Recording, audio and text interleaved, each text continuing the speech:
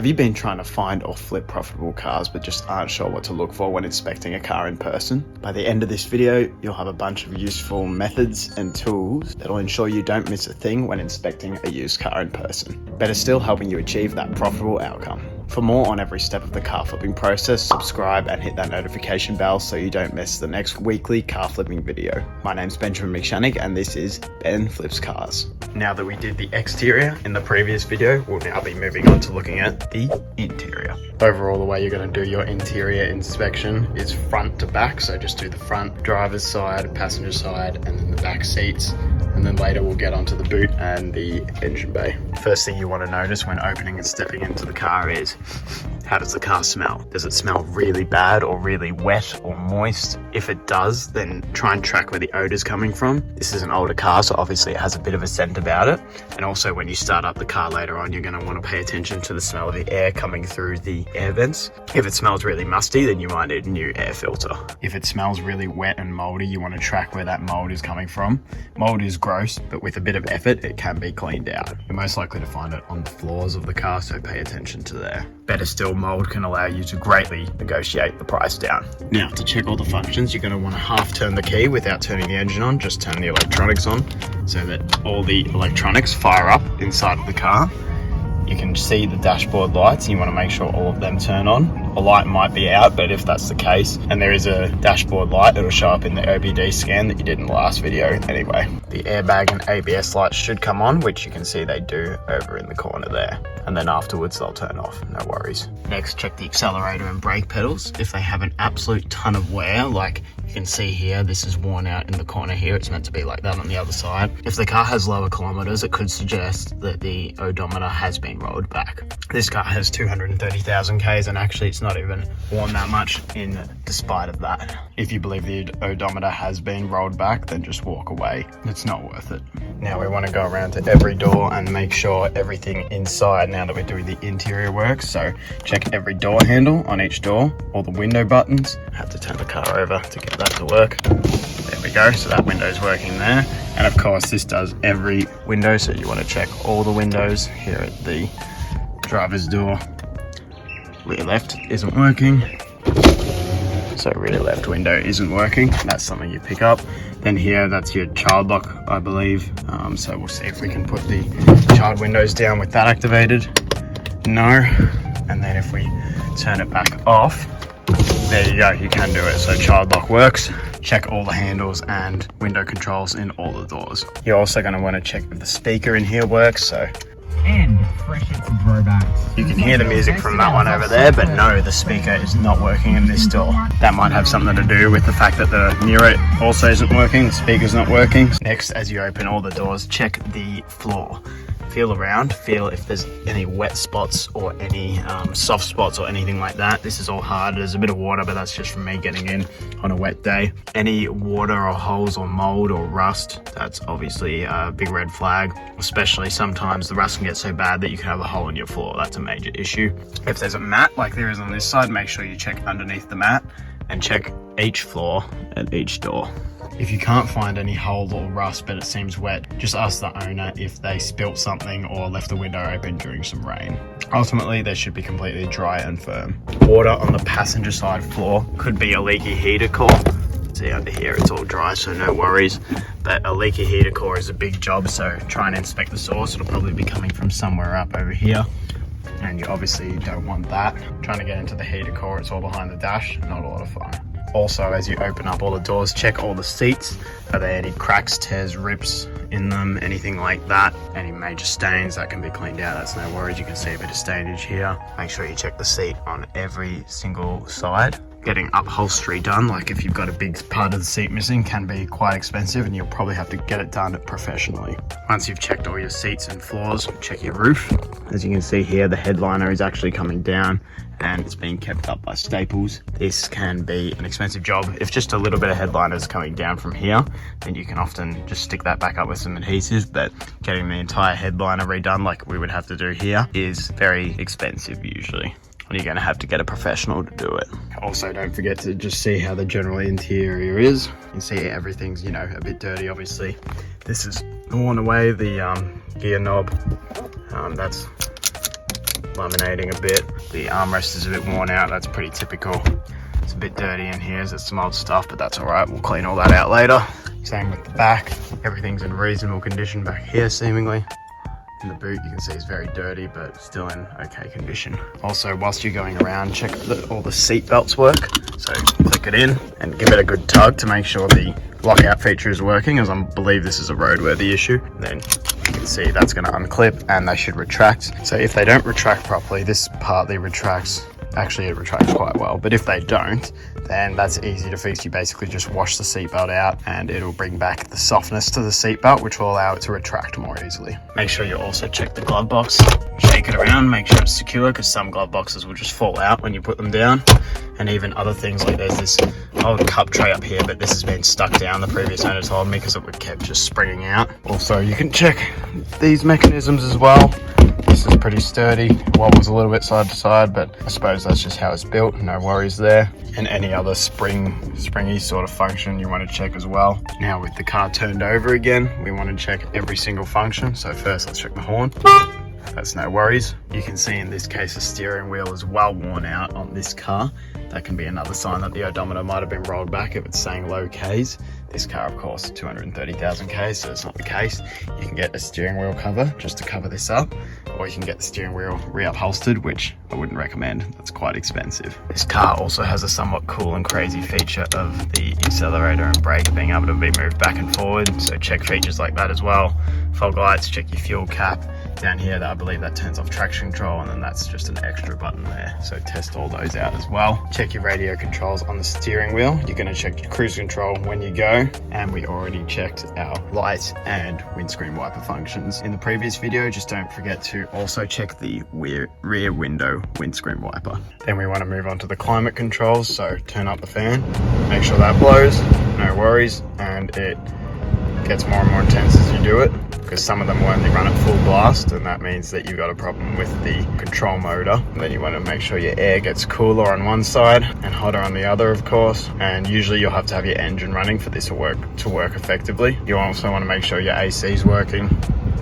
It's popping on there. Once again, you need the engine running to check that properly. AC and heater issues can be really expensive and a pain in the ass to fix. Sometimes they can be simple, but really, if you're betting, if you decide to take that risk, make sure all the different vent functions work. Got the front, floor only. You definitely want your demister to work. No worries there. Demister and floor. And your rear windscreen, which you're actually not really going to be able to check unless it's fogged up, but at least it's coming on here, so I guess that's a good start. Whilst checking your climate controls, you want to make sure that these vents are all okay, that there's air coming out of each one of them, that these shut-off vents work. No worries, that does there.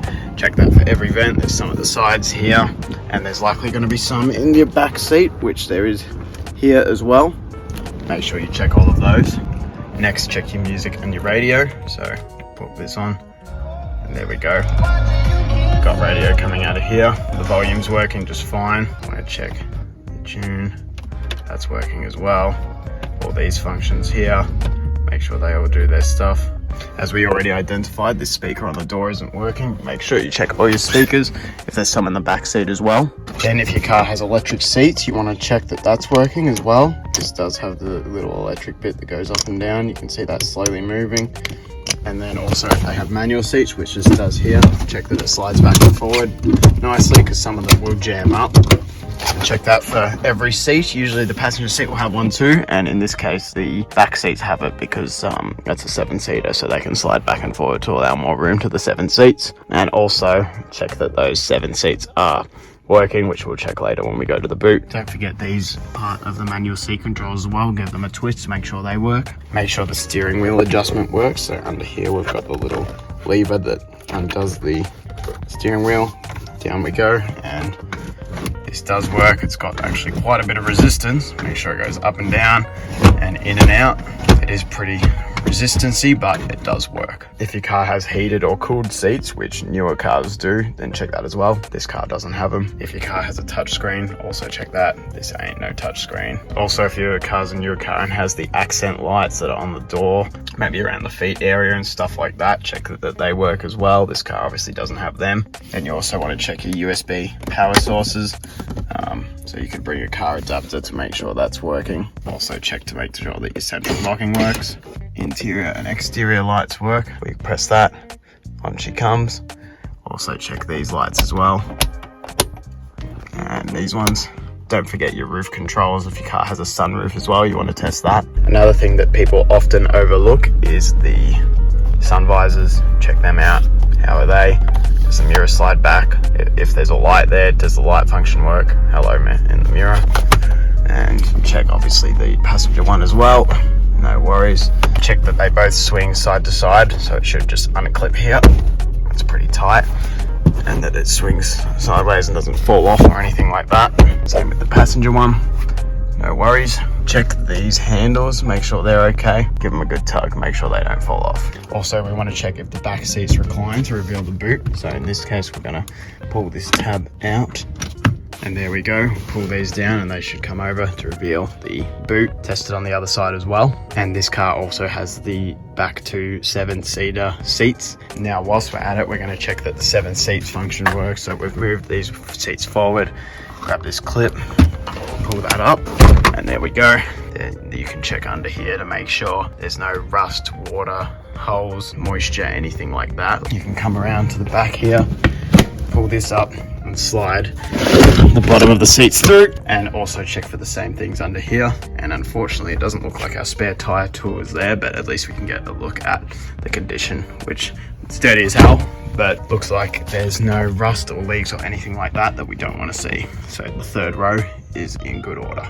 Also, if the car does have 7 seats, make sure to check that those seat belts also work okay, that they retract and lock up okay, the way that all the other seat belts do in the car, like you checked earlier. Is there a spot in the interior you didn't think of and know you would have overlooked? Let me know in the comments below.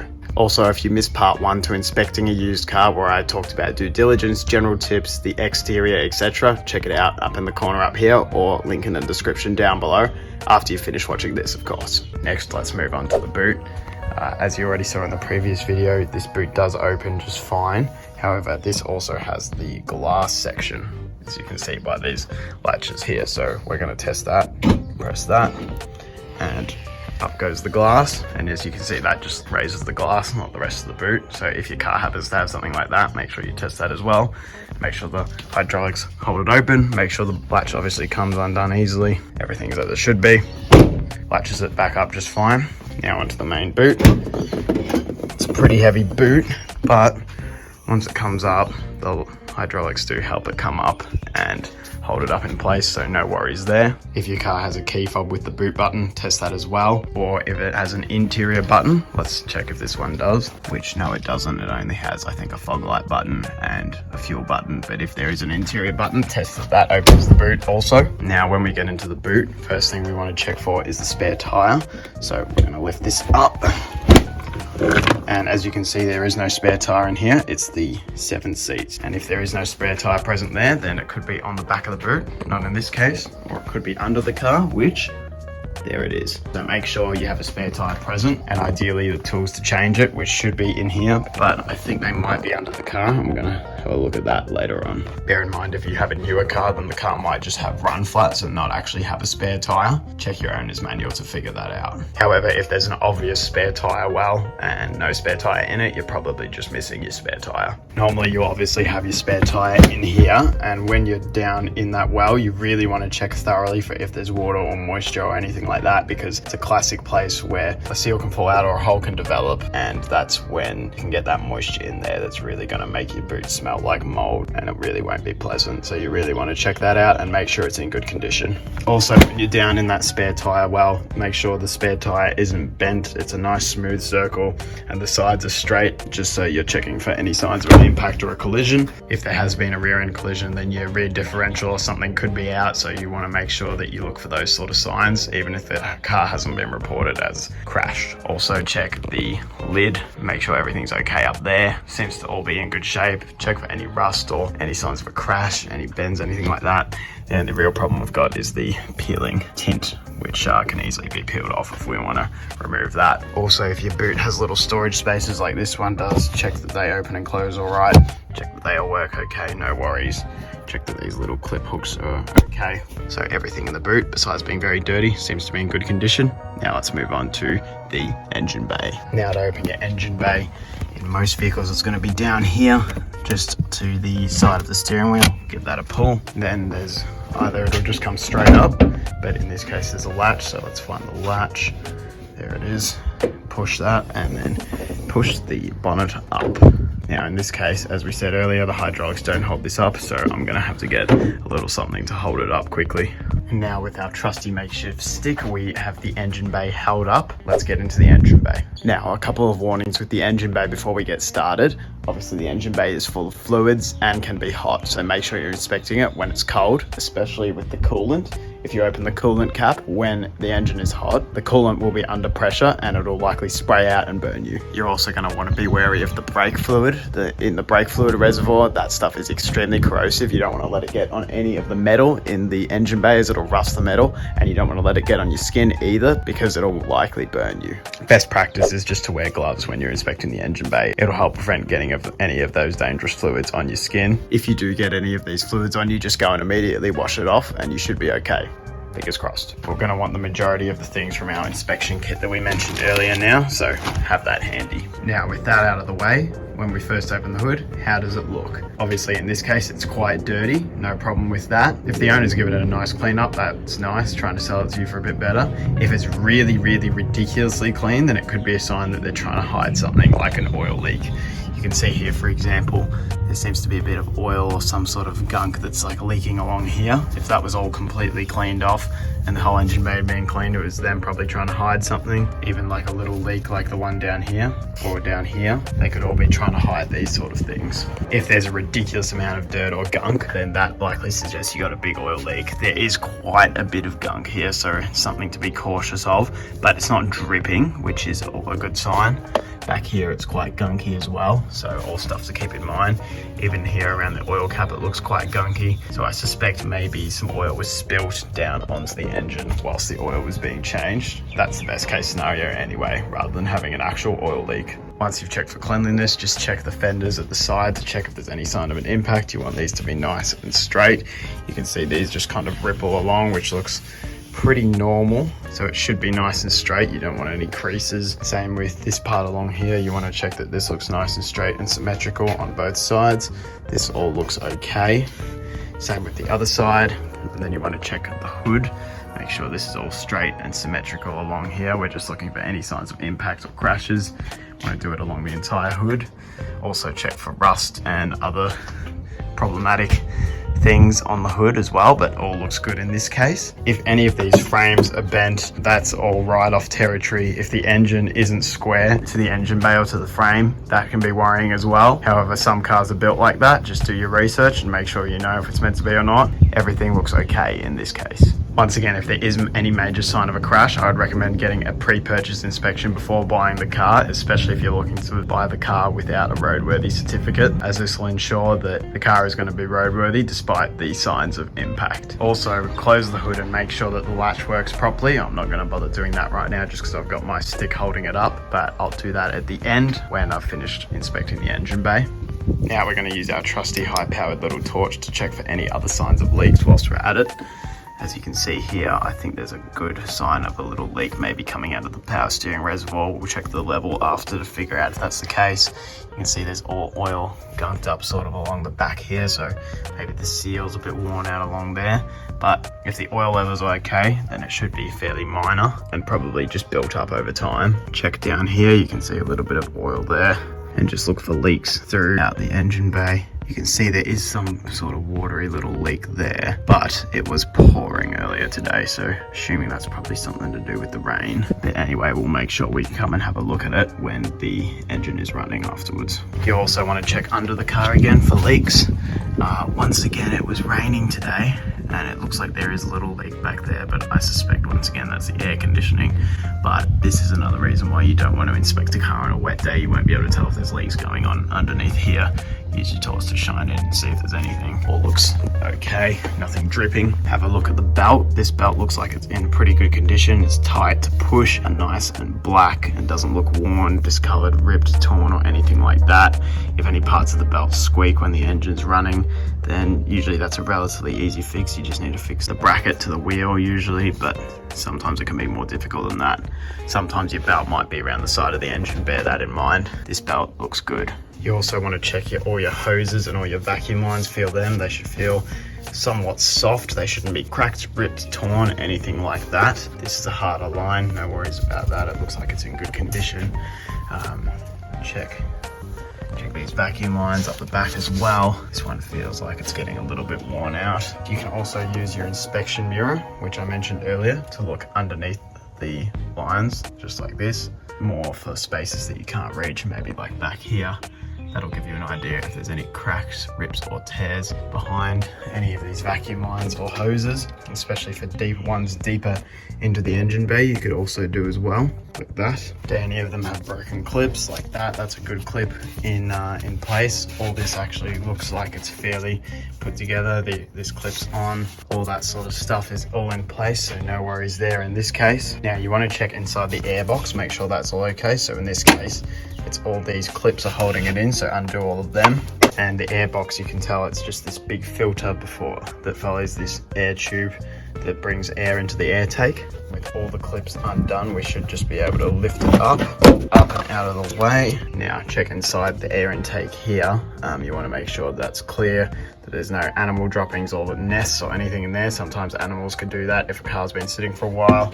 This air filter looks quite dirty, so we probably would be best off replacing this, but once again, check all in here, make sure it's not too dirty or too bad. This filter is meant to stop all this dirt and stuff, and it seems to have done quite a good job of it, but yes, we might be looking at wanting to get a new air filter for this. Now here's the fun part. We're going to want to inspect all the fluids. We've got coolant, we've got power steering, we've got our oil cap and our oil dipstick. For this, you're going to want your torch, some straws to extract the fluid, and some paper towels to put the fluid on, and also to wipe the dipsticks. So let's start with our oil cap. So we're just going to unscrew this.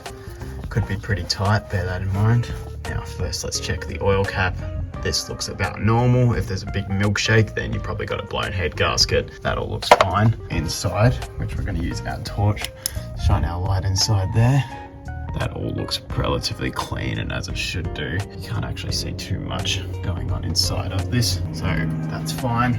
All looks good there. No major red flags popping up with that. So let's pop our cap back on, screw that back in nice and tightly. Next, let's check our oil dipstick. We're going to pull out our oil dipstick, wipe that down with your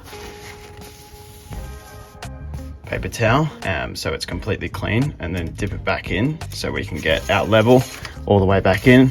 Pull it out, and there we go. Now we can see our level. You can see on here it says it's in the okay range between those two little marks, so our oil level is good, so we don't have to worry about any major oil leaks, that's for sure. If it's in the add section, then you might be a bit low, and if it's in above the full line there, then beware that the seller could be overfilling the oil to hide any engine knocks or ticks that might be going on in the engine. So that's also a red flag if the oil is too full. With the oil, you want to make sure it's not too black and that it only smells like oil. You don't want it smelling like petrol, because that means there could be petrol leaking into the combustion chamber, I believe. Obviously not something you want to deal with. So it should just smell like regular oil, and it shouldn't have any specks in it. It should be clear, it should be a light brown, it shouldn't be dark or black. That means it hasn't been changed for a while. And any specks in it means there could be metal shavings moving around the engine, which means the oil hasn't been regularly changed and the vehicle has been poorly maintained and could have engine issues. Next, let's check our power steering fluid. As we said, it looks like there's a little bit of a leak here, so let's see. Open up the power steering fluid and check if there's any signs of a leak. Now I'll get our paper towel under it. also check the condition of it. As you can see, it's quite brown, but it's quite clear. There's no specks. Give it a smell. It doesn't smell burnt necessarily or anything. We'll dip it back in one more time. You want to check the level, make sure it's in the recommended line. It should be in between the 2 notches. It seems to be right at the top of that second notch, so the level's good. We don't have to worry about a power steering leak. Check the cap, that looks fine as well. Next, let's check our coolant. As I said, only open this if the engine is cool, otherwise it'll explode and spray all over you. No milkshakes here, which once again, that means there's no head gasket leak. In here, the fluid, whilst it does look nice and clear, it's a really odd color. Your fluid should usually either be a bright red or a bright green. This is somewhere in between both of them, I suppose. So that's a bit of a red flag. Maybe it needs a coolant flush. We also want to make sure the coolant is within the level lines. It's actually above the max line, but I did have the engine running a bit before, so that could just mean it's a little bit higher than it should be. For checking your coolant, if you have a radiator cap it'll be somewhere along here, then you can also check inside of that. On this particular car, there is no radiator cap. You can see the radiator in there, but no cap. I forgot to also say we're going to inspect some of this fluid by dipping it in, putting your finger over the top of the straw, and then withdrawing a little bit of the fluid. This coolant, even though it's an odd color, does seem to be in pretty good nick, so we're not going to worry too much about that. You can do that for the power steering, for brake fluid, for basically everything that you can easily get the fluid out of. If the car has a transmission dipstick, you also want to find that, but in this case it appears to have a sealed transmission, so unfortunately we won't be getting a look at the transmission fluid. Next, let's have a look at the brake fluid. This is the really corrosive one, so definitely wear your gloves for this and make sure you don't get any on the car as well. So let's unclip this and gently lift that up. As you can see, all looks well in there, so pop that back on. Look for any leaks around the brake booster here. That's a typical place for leaks to occur. Looks like there might have been a little one in the past, but can't see any fresh looking fluid. You want to check the line to make sure the brake fluid's at the appropriate level, which in this case looks to be above the line, so that's good. No major brake fluid leaks, of course. Now that we've checked all our fluids and everything best we can, now we just want to shake parts of the engine bay, make sure everything's in place smooth, sturdily, and make sure nothing's just going to fall off on us. That's a bit loose, but that's fine because the cap keeps it in place. Check your headlights, make sure they're good. We already did that in the previous video. Airbox should be good. It's all part of the ABS module. Basically just check and make sure everything's sturdy and in place. Wires and hoses, vacuum lines, this all looks good. The only real concerns I can see in this engine bay, since our fluids and everything seem to be in check, is all this obvious oil that has either built up over time or been spilt from the cap, and this bit of leakage down here could be coming from the power steering pump, could even be coming from that part of the power steering pump, and it also seems to be down here, which could be from the oil or could be from the power steering pump. So those are the only things I'm kind of a little concerned about, but all our fluids did meet the minimum level, which means either they've been topped up recently by the owner or the leaks are minor and they're nothing to worry about. In the next video, we're going to go over starting the engine, listening for any unusual noises, looking for leaks, and test driving the car. Stay tuned for that. Once again, if you missed part 1 on performing an inspection on a used car, then that should be up on the screen now, or link is in the description. Leave a comment with any questions you may have. Hit the like button to help me out with the algorithm, it helps a lot. And subscribe to know when the next car flipping video is released. I'm Benjamin McShannock and thank you for watching Ben Flips Cars.